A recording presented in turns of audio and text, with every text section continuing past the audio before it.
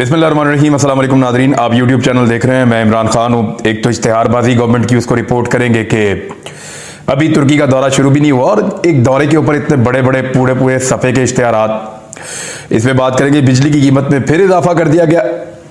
हर चौथे दिन ये हुकूमत इजाफा कर देती है, ये खबर आपको देंगे। और साथ ही साथ तवानाई का बहरान इतना शदीद क्यों है, वो क्या वजह है कि ये बहरान टल नहीं रहा, ये भी आपको मैं बताता हूँ।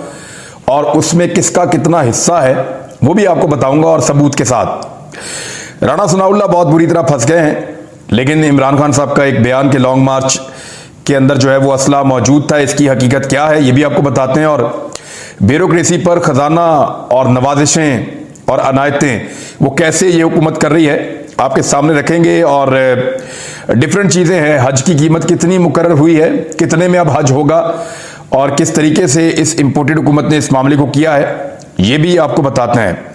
और इसराइल को तस्लीम करने के लिए इमरान खान पे कितना दबाव था ये खबर भी। लेकिन सबसे पहले नवाब शेर वसीर ये अपने इलाके में वापस गए हैं और ये एक मुनहरिफ रुकन है जिन्होंने पाकिस्तान तहरीक इंसाफ को छोड़ा था।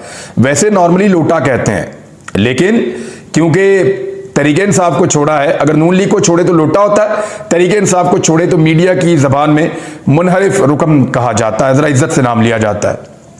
तो वो जो मुनहरिफ रुकन है नवाब शेर वसीर, ये अपने इलाके में जब गए हैं तो इनके खिलाफ शदीद नारेबाजी हुई, लोटा लोटा लोगों ने इनको कहा और बहुत बड़ी तादाद में लोग इकट्ठे हो गए।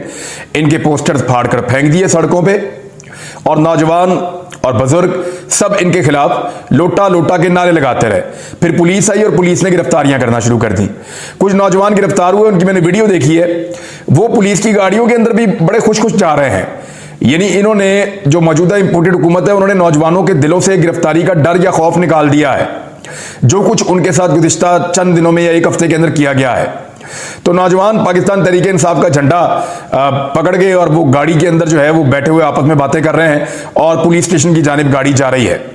तो ये एक लोटा अपने इलाके में पहुंचा और लोगों का उसको इस्तकबाल जिस तरह का लोग दे रहे हैं या जिस तरह के नारे लगा रहे हैं वो आपके सामने है। दूसरी जानिब ये हुकूमत तुर्की का एक दौरा कर रही है। शहबाज शरीफ साहब 54 अफराद को लेकर तुर्की के दौरे पर जा रहे हैं और तुर्की के साथ ये क्या करेंगे, क्या तय करेंगे, कोई फॉर्मूला नहीं दिया गया, ना पार्लियामेंट को बताया गया, ना मीडिया को बताया गया, ना हमें आगाह किया गया कि कौन सी चीजें हैं जो वो तुर्की के साथ तय करने जा रहे हैं। सिर्फ और सिर्फ अपनी इमेज बिल्डिंग करने के लिए तुर्की का दौरा करने शहबाज शरीफ साहब जा रहे हैं और इमेज बिल्डिंग के चक्कर में भी 54 अफराद का काफिला वो तुर्की में साथ लेकर जा रहे हैं। माजी में जब वजीर आला पंजाब थे तब भी उनको बड़ा शौक था तुर्की जाने का। उनके जो एक बेटे हैं वो तुर्की के साथ कोई कारोबार वारोबार भी करते रहे हैं। तो बजाय इसके कि पैसा खर्च किया जाता अवामी फलाह बहबूद पे, पैसा कहां खर्च किया जा रहा है, वजीर आजम हाउस पे, बड़ी बड़ी दावतों पे पैसा खर्च किया जा रहा है, अखबारात को दिए जाने वाले इश्तिहारात पे, जो करोड़ों रुपए के इश्तिहारात इन्होंने सिर्फ एक दिन में इस हुकूमत ने लगाए हैं। हालांकि अभी एक दिन पहले वजीर मुमलिकत मलिक साहब फरमा रहे थे, मुसद्दिक मलिक, कि इस हुकूमत के पास जहर खाने तक के भी पैसे नहीं है। मेरे ख्याल में जहर तो बहुत सस्ता मिल जाता है इन करोड़ों रुपए के इश्तिहारों की जगह। बहरहाल जिनके पास जहर खाने के पैसे नहीं है वो करोड़ों रुपए के इश्तिहारात लगा रहे हैं अखबारात में, आधे आधे सफ़े के, और फिर उन्हीं इश्तिहारात की बुनियाद पे अखबारात में मनपसंद खबरें भी लगवा रहे हैं और साथ ही साथ 54 अफराद का काफिला लेकर तुर्की के दौरे पर भी जा रहे हैं। पता नहीं तुर्की में इन्हें क्या मिलेगा या कितने अरब डॉलर इनको तुर्की से मिलेंगे, ये तो जब वापस आएंगे तब पता चलेगा। बिजली की कीमत में एक दफा फिर इजाफा किया है। मैं आपको बता देता हूं कि कितना इजाफा हुआ बिजली की कीमत में। तो ये आपके लिए एक और बुरी खबर है। बिजली की कीमत में 4 रुपए फी यूनिट का इजाफा मजीद कर दिया गया है। अब ये एक 5वां इजाफा हो गया है, फिर एक इजाफा होगा 1 जुलाई से, कहा जा रहा है कि 8 रुपए यूनिट का। ये जब हुकूमत बन रही थी तो मिफ्ता इस्माइल का कहना था कि हम बिजली की कीमत आधी कर देंगे। जब से हुकूमत बनी है इन्होंने बिजली की कीमत तकरीबन दुगनी कर दी है। तो आधी करने की बजाय दुगनी कर देना, ये इस एजेंडे के तहत हुकूमत में आए थे। अब वजह क्या है कि ये बिजली नहीं बना रहे। इस वक्त जो बिजली का शॉर्टफॉल है या जो बिजली की कमी है इस वक्त पाकिस्तान में वो 7000 मेगावाट है। 7000 मेगावाट की कमी है। पाकिस्तान में जो बिजली की तलब है वो 28,000 मेगावाट है और जो बिजली पैदा की जा रही है वो 21,000 मेगावाट पैदा की जा रही है, यानी 7,000 मेगावाट की कमी है। और इस वक्त पाकिस्तान के जो कैपेसिटी है बिजली बनाने की वो 30,000 मेगावाट से ज्यादा की है। तो पाकिस्तान बिजली बना क्यों नहीं रहा? हालांकि इस हुकूमत ने दावा किया था कि ईद वाले दिन से लोड शेडिंग जीरो हो जाएगी पाकिस्तान पूरे में। 1 मई का इन्होंने वादा किया था। 1 मई तो चला गया, मई का पूरा महीना गुजर गया, ये बिजली की जो पैदावार है वो कर ही नहीं पाए। लोड शेडिंग को जीरो करना तो दूर की बात है, एलानिया लोड शेडिंग भी नहीं कर पाए और गैर एलानिया लोड शेडिंग हो रही है। लोड शेडिंग की सूरत हाल ये है कि 12-12 घंटे, 10-10 घंटे लगातार शहरों में लोड शेडिंग हो रही है।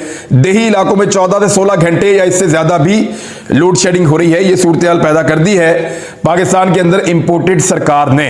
वजह क्या है?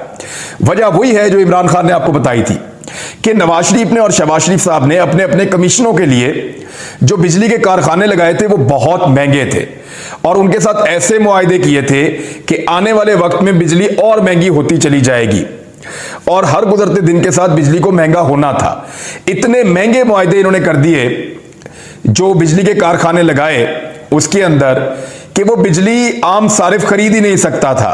पाकिस्तान तहरीक इंसाफ की हुकूमत कैसे भी पैसे बचाकर, यानी वो स्विमिंग पूल नहीं बना रहे थे, वजीर आजम हाउस में खाबे नहीं चल रहे थे, इस तरह के दौरों के ऊपर इतना खर्चा नहीं हो रहा था, अखबारात को एक्स्ट्रा इश्तेहारात नहीं दे रहे थे, इतने बड़े बड़े प्रोटोकॉल और कॉन्वेज नहीं थे, इतने सारे कैंप हाउसेज नहीं थे, ये सारा कुछ वो नहीं कर रहे थे।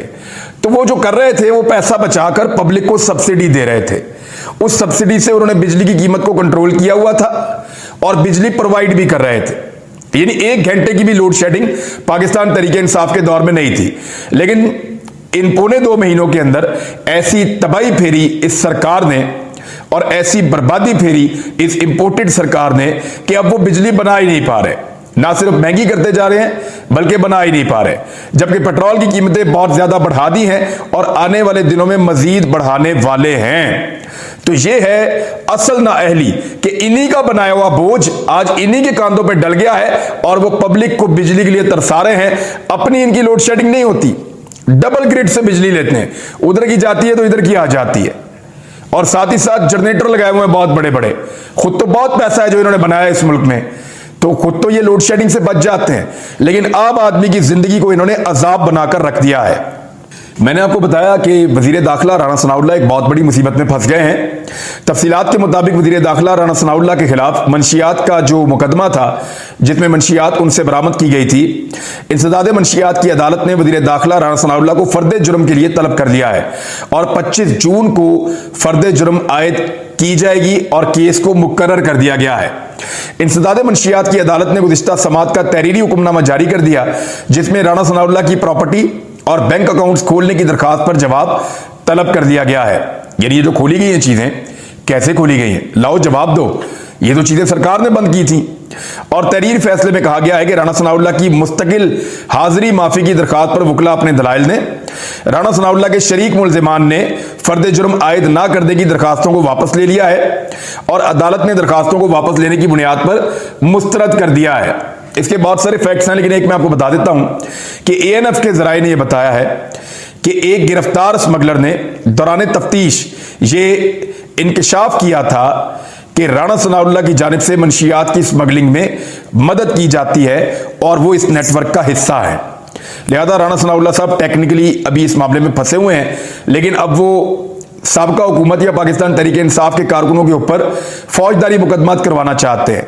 और इमरान खान साहब का यह बयान कि जो लोग बहुत मुश्किल से इस्लामाबाद पहुंचे थे उनके पास हथियार भी मौजूद थे, जो शुरका थे लॉन्ग मार्च के, तो इससे हालात मजीद खराब हो सकते थे, इसलिए मैं वापस चला गया। बात ठीक है। देखिए, हर एक की गाड़ी में हथियार होता है आजकल, राणा सनाउल्लाह की गाड़ी में भी हथियार है। हजारों वकील ऐसे हैं पाकिस्तान में जिनकी गाड़ियों के अंदर हथियार है।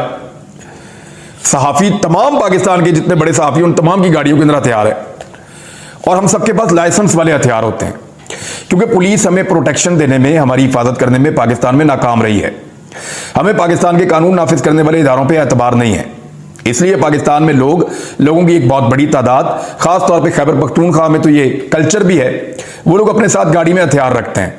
तो लगभग जो लॉन्ग मार्च के साथ काफिला आ रहा था, तलाशियां ले लेके तो नहीं ला सकते थे, मुमकिन है लोगों के साथ हथियार हो, और जब आप किसी का सर फाड़ देंगे और जब आप उसको लगातार मारेंगे, जब आप उसके बाद ब्रूटल टॉर्चर करेंगे, तो मुमकिन है कोई आदमी गोली चला दे और गोली चलने की सूरत में क्या सूरत हाल पैदा हो जाएगी, जैसी मॉडल टाउन में हुई थी। तो एक अक्लमंद लीडर हमेशा उससे अवॉइड करेगा। जैसा कि इमरान खान साहब ने बताया कि उनके पास जितने सिक्योरिटी के लोग थे, क्योंकि इसमें सूबाई वुज़रा भी थे, वज़ीर आला भी थे और उनके बहुत करीबी दूसरे लोग भी थे, तो उन सबके साथ अपनी अपनी सिक्योरिटी के गार्ड्स थे, उनके पास भी हथियार मौजूद थे।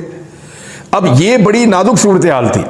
इमरान खान साहब को लगा कि पाकिस्तान की फौज को और पाकिस्तान की अवाम को आमने सामने लाने की एक साजिश की जा रही है। उन्होंने साजिश नाकाम बनाने के लिए वहां से डी चौक को छोड़ देना मुनासिब समझा और अपनी जिद छोड़ दी, अपनी जिद्दोजहद फिलहाल छोड़ दी कि इस मौका पर अगर गोली चल गई या खुदा न खास्ता हालात खराब कर दिए गए, क्योंकि वहां पे गुल्लू भट्ट भी मौजूद थे, इस तरह के लोग भी थे जो गाड़ियां तोड़ रहे थे, इंस्टिगेट कर रहे थे, चीजों को आग लगा रहे थे, पुलिस वाले खुद ये कार्रवाइयां डाल रहे थे, तो किसी को भी गुस्सा आ सकता है, कोई भी रद्द-ए-अमल हो सकता है। लिहाजा इमरान खान ने अकलमंदी का फैसला किया था, लेकिन उनके इस बयान को उनके खिलाफ एक गवाही के तौर पर इस्तेमाल करने की कोशिश की जा रही है। इमरान खान साहब ने अपने दौर में कुछ कवानीन बनाए थे और कुछ रूल्स बनाए थे जिनको कहते थे कि ब्यूरोक्रेसी के हवाले से जो है वो सिविल सर्विस रूल्स थे। अब ये जो रूल्स बनाए थे इनको मनसूख कर दिया है मौजूदा इंपोर्टेड सरकार ने। ये रूल्स क्या थे जरा ये सुन लें। इनमें यह था कि ब्यूरोक्रेसी को जो नाअहल अफसरान हैं उनसे पाक किया जाएगा और सिविल सर्वेंट जो है उनको जबरी रिटायरमेंट भी इसके अंदर शामिल कर दी गई थी। ये 2020 में रूल्स बनाए गए थे, जनवरी 2021 में जारी किए गए थे। इन रूल्स से मुतालिक उस वक्त की हुकूमत का दावा था कि इसका मकसद यह है कि मुजरिमाना गफलत बरतने वाले, काम ना करने वाले, रिश्वत लेने वाले, लोगों को परेशान करने वाले और काम में रुकावट डालने वाले जो अफसरान हैं उन सारों को रियासती इदारों से अलग कर दिया जाए और ऐसे अफसरान को रिटायर कर दिया जाए। इसके लिए ये रूल्स बनाए गए थे, लेकिन मौजूदा इंपोर्टेड सरकार को तो ऐसे लोग बहुत सूट करते हैं जो काम ना करें, काम में रोड़े अटकाएं, रिश्वत लें, तंग करें अवाम को, क्योंकि अवाम को तंग करके तो ये हुकूमत करते हैं। इनका तो अंग्रेजों वाला फार्मूला है। लिहाजा इन्होंने आते ही वो रूल्स खत्म किए और तमाम ब्यूरोक्रेसी के ऊपर एक बहुत बड़ी अनायत और एक बहुत बड़ी नवाजिश इन्होंने कर दी है। हज के हवाले से खबर है वो मैं आप तक पहुंचा देता हूं। हुकूमत ने जो हज की कीमत मुकर्रर कर दी है या जो पैसे मुकर्रर किए हैं कि कितने में ये हज होगा, मंगल को इन्होंने ब्रीफिंग दी और बताया कि हज की जो कीमत है वो पहले 9.5 लाख बताई जा रही थी, अब 10 लाख रुपए से ज्यादा कर दी गई है। यानी 10 लाख रुपए से ज्यादा पाकिस्तान में हज होगा और 10 लाख रुपए का करके यानी 4.5 लाख से उठा के पहले ले गए 10 लाख से ऊपर और अब उसमें से 1.5 लाख की सब्सिडी दे रहे हैं। यानी वहां से भी पैसे खाने का इरादा है, वहां से भी मौज करने का इरादा है। तो इस तरीके की वारदात पाकिस्तान के अंदर ये जमातें डालती हैं। यानी जब हज 4-4.25 लाख का था तो इमरान खान को कहा गया कि इस्लाम के खिलाफ है और यहूदियों का एजेंट है। आज हज को 10 लाख से ऊपर कर दिया है और वो कह रहे हैं कि जनाब ये तो बिल्कुल हमने ठीक काम किया है, इस्लाम की खिदमत है। तो ये जमीयत उलमा इस्लाम फजल रहमान ग्रुप के लोग हैं जो इसके वजीर हैं, मुफ्ती अब्दुल शकूर। उन्होंने कहा जी कि अगर इमरान खान की हुकूमत होती तो 11 लाख का हज हो जाता। और भाई होती तो होता तो देखा जाता ना। अब तो आपने हज कर दिया 10 लाख रुपए का, तो इसका जवाब आपको कौम को देना पड़ेगा। इमरान खान साहब ने कहा कि उनके ऊपर यह दबाव था कि इसराइल को तस्लीम किया जाए। ये उन्होंने मुझे भी बताया था बहुत पहले, एक प्रोग्राम के अंदर भी उन्होंने तस्करा किया था। मैंने इसके ऊपर एक वीलॉग किया था, रबीउल अव्वल के महीने में गालिबन मैंने किया था, एक वीलॉग किया था। उस पर मेरी बड़ी ले दे हुई थी और बहुत सारी जगहों से मुझे टेलीफोन कॉल्स आई थी और काफ़ी मैंने झेला था उस वीलॉग को। वो आप अभी जाकर देख सकते हैं, जिसमें मैं बताया था कि इमरान खान साहब के 10 ऐसे इख्तलाफात जो उनके होते रहे पाकिस्तान के ताकतवर हलकों से। बहरहाल इमरान खान साहब ने वाकई बात ठीक की है, क्योंकि मैंने उस वीलॉग में ये कहा था और मैंने उसको भुगता भी था, बाद में उसके नताइज भी मैंने भुगते थे। इमरान खान साहब के ऊपर वाकई दबाव था और इसका इंकशाफ इमरान खान साहब ने किया है। उन्होंने कहा कि हमारी हुकूमत में थे तो इसराइल को तस्लीम करने के लिए दबाव था। अमेरिका के ज़ेर असर लॉबी मुस्लिम ममालिक से रियासत को तस्लीम कराना चाहती है। नए आर्मी चीफ की तैनाती से मुतालिक कभी नहीं सोचा, नहीं मालूम नया आर्मी चीफ कौन होगा। ये लड़ाई चलती रहेगी, ये जान नहीं आपकी छूटनी जब तक कि आप अपने आईनी किरदार में वापस नहीं जाते। ये बात मैं मिलिट्री एस्टेब्लिशमेंट को कह रहा हूं, जितनी जल्दी इनको समझ आएगी उतना पाकिस्तान का भला हो जाएगा और उतना ही पाकिस्तान के लिए मामला बेहतर रहेगा। नाजरीन, राणा सनाउल्लाह साहब ने अपनी इत्तेहादी जमात पाकिस्तान पीपल्स पार्टी पे एक इल्ज़ाम लगाया था। उन्होंने कहा जी ये लगभग 3000 अरब रुपया ये लूट के गल्फ ममालिक में ले गए। पीपल्स पार्टी पे उन्होंने इल्ज़ाम लगाया। तो हमारे एक जर्नलिस्ट हैं दोस्त शहजाद इकबाल साहब, उन्होंने सवाल कर लिया राणा सनाउल्लाह साहब से। उन्होंने पूछा जनाब कि आपने कहा था कि 3,000 अरब ये ले गए लूट के, तो इसकी तफसीलात क्या है? राणा साहब नाराज़ हो गए। उन्होंने कहा जी आपको यकीन ही नहीं पहुंचता सवाल करने का, यानी हम जिस पे मर्जी इल्ज़ाम लगाएं आप सवाल भी नहीं कर सकते। देखिए पब्लिक का पैसा चोरी हुआ ना, 3,000 अरब जो चोरी होकर गया वो राणा सनाउल्लाह की जेब से या नवाज शरीफ की जेब से तो नहीं गया। जो वो कहते हैं जी हमारा पैसा गया, आपको क्या लगे, नहीं, ये कौम का पैसा चोरी होकर गया। और जो मीडिया काम करता है वो लोग देखते हैं ना, उसको सुनते हैं, तो मीडिया ने तो वो खबर पे काम करना है। जब 3,000 अरब चला गया तो मीडिया तो पूछेगा जनाब आप कह रहे हैं चला गया, कहाँ चला गया, कौन ले गया और कैसे वापस आएगा, ये सवाल तो मीडिया को करने हैं। तो राणा साहब कहते हैं नहीं जी इससे PMLN और पीपल्स पार्टी की लड़ाई हो जाएगी, यानी इससे बदएतमादी, यानी आप पीठ पीछे एक दूसरे को जो मर्जी स्टेटमेंट देते रहे, आपके स्टेटमेंट के ऊपर आपसे सवाल भी ना किया जाए। मुझे एक वाकया याद आ गया, ये राणा सनाउल्लाह की ना पुरानी आदत है, मैं बताता हूं कैसे। ये बात है उस वक्त की जब शहबाज शरीफ पहली मरतबा वापस आने के बाद वजीर आला बना पंजाब का और पीपल्स पार्टी की हुकूमत हुआ करती थी। पंजाब में यंग डॉक्टर्स ने एहतजाज शुरू कर दिया। इनका एहतजाज बहुत ज़्यादा वसी हो गया। उस एहतजाज के नतीजे में इमरजेंसी भी बंद हो गई और आउटडोर भी बंद हो गया। कुछ मरीजों का इंतकाल हो गया। हुकूमत ने डॉक्टरों के ऊपर पर्चे देना शुरू कर दिए कि जो मरीज मरे हैं इसके लिए जिम्मेदार डॉक्टर्स हैं। फिर कुछ दिन गुजरे, डॉक्टरों की और हुकूमत की सुलह हो गई। जब ये डॉक्टर और हुकूमत इकट्ठे बैठे हुए थे तो हम मीडिया वालों ने वहां पे सवाल पूछा कि जनाब जो मरीज मर गए थे आप लोगों की लड़ाई में, अब उसके लिए जिम्मेदार कौन है? तो राणा सनाउल्लाह ने, मुझे अच्छी तरह याद है, उस वक्त कहा था उसके लिए जिम्मेदार मीडिया है। तो मीडिया वाले सर पकड़ के बैठ गए, जनाब हम कहां से आगे जिम्मेदार? कहते जी क्योंकि आप खबरें दे रहे थे लोग मर रहे थे, तो आपने बताया लोग मर रहे थे, आप जिम्मेदार हैं उसके लिए। तो राणा सनाउल्लाह साहब गोलमोल जवाब देके निकल लिए। डॉक्टर भी इनकी शक्ल देख रहे थे कि ये कैसा आदमी है। हम भी सोच रहे थे यार अजीब डिटाई है, यानी पहले खुद आपस में लड़ते रहे, मरीज मर गए, पर्चे डॉक्टरों पे दे दिए, आज जब सुलह हुई तो हमने पूछा जनाब कि जो मर गए मरीज उनका क्या बनेगा? तो उस पर हमें जवाब क्या दिया कि जनाब उसके लिए जिम्मेदार मीडिया है, ना डॉक्टर जिम्मेदार है ना हुकूमत जिम्मेदार है, क्योंकि हमारी हो गई है सुलह। तो ये पुराना वारदात का तरीका है। मोहसिन नकवी ने भी कहा था ना कि लगभग 100 अरब डॉलर पाकिस्तानियों का लूट कर पहुंचा दिया गया है पाकिस्तान से बाहर, दुबई में चला गया, बाकी अरब ममालिक में चला गया, 100 अरब डॉलर। आसिम मुनीर साहब कह रहे थे पैसा लेकर पाकिस्तान आऊंगा, अभी अमेरिका से 10 अरब डॉलर मांगते हैं। 100 अरब डॉलर पाकिस्तान से निकल गया 3 साल में, और कोई पुरसाने हाल नहीं है, कोई पूछने वाला नहीं है कि पैसा गया कहां पे और वापस कैसे आएगा। एक खबर हामिद मीर साहब ने भी दी है। हामिद मीर साहब बड़े शानदार जर्नलिस्ट हैं और उन्होंने हमेशा बड़ी अच्छी खबरें दी हैं, बहुत बड़ी बड़ी खबरें ब्रेक भी की हैं उन्होंने। और उनकी जो चीज़ मुझे एक पसंद है ना हामिद मीर साहब की, देखिए इख्तलाफ हो सकता है, मुझे माजी में कुछ चीज़ों से इख्तलाफ रहा, आज भी हो सकता है, कल भी हो सकता है,